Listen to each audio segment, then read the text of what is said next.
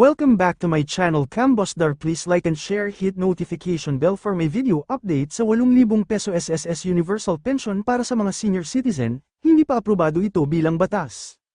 Sa ngayon walang batas na aprobado na nagbibigay ng 8,000 piso buwan-buwan na universal pension para sa lahat ng senior citizens, maging sila man ay may SSS, GSIS pension o wala. Ang kasalukuyang mga balita at talaan ng mga panukalang batas ay ganito ang sitwasyon.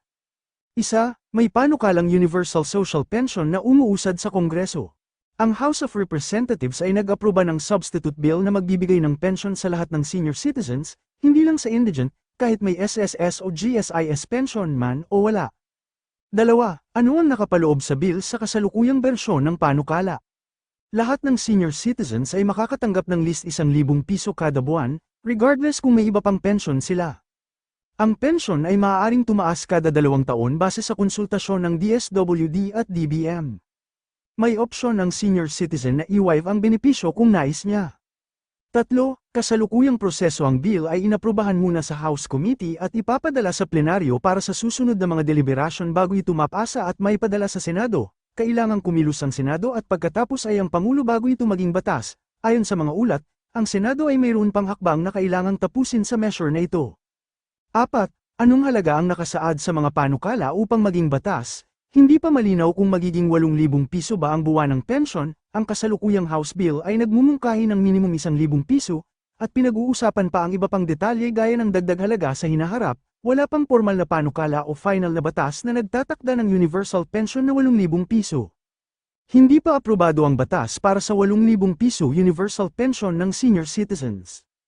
May panukalang Universal Social Pension na umuusad sa Kongreso, kasalukuyang minimum ay 1,000 piso at may posibilidad na tataas ito sa hinaharap. Kailangan muna itong maipasa batas sa House at Senado at pirmahan ng Pangulo bago magkabisa.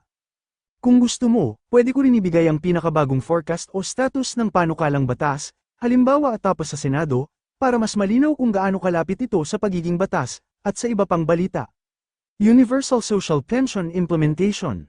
Inaprubahan ng House Panel ang P1,000 buwan Universal Social Pension para sa mga nakatatanda. Ang Universal na Social Pension Bill na naaprubahan sa antas ng komite sa Kamara ay eksaktong kaparehong panukalang batas na inaprubahan ng 19th Congress bilang House Bill 10,423 sa ikatlo at huling pagbasa nito. Walang mga bagong probisyon na idinagdag. Itinutulak ng Kongreso ang isang Universal na Social Pension mula noong 2017 sa panahon ng 17th Congress. Ngunit ang panukalang batas ay naaprubahan at nilagdaan bilang batas noong Hulyo taong 2022, RA 11,916, ay limitado sa pagtaas ng social pension para sa mga mahihirap na senior citizen. Ang bagong inaprubahang panukalang batas ay nagpapalawak ng P1,000 buwanang pensyon para masakop ang lahat ng senior citizen na ginagawang tunay na universal ang programa. Nagbibigay din ito ng 3 taong transition period para bigyang daan ng National Commission of Senior Citizens, NCSC, naganap na umako sa patakaran at operational leadership sa Senior Citizens Pension Program. Ang panahon ng transisyon na ito ay naglalayong tiyakin ng maayos, ay handang-handa na pag-ako ng mga responsibilidad ng NCSC, na naaayon sa mandato nito bilang pangunahing pamahalaan kailan matatanggap ng senior citizens ang 1,000 piso universal pension kada buwan. Possible timeline. Note, estimation lang ito based sa normal lawmaking at implementation process, hindi pa ito official schedule. Stage 1, Senate approval, 1 hanggang 3 months, committee hearings, debates, at plenary voting sa Senado.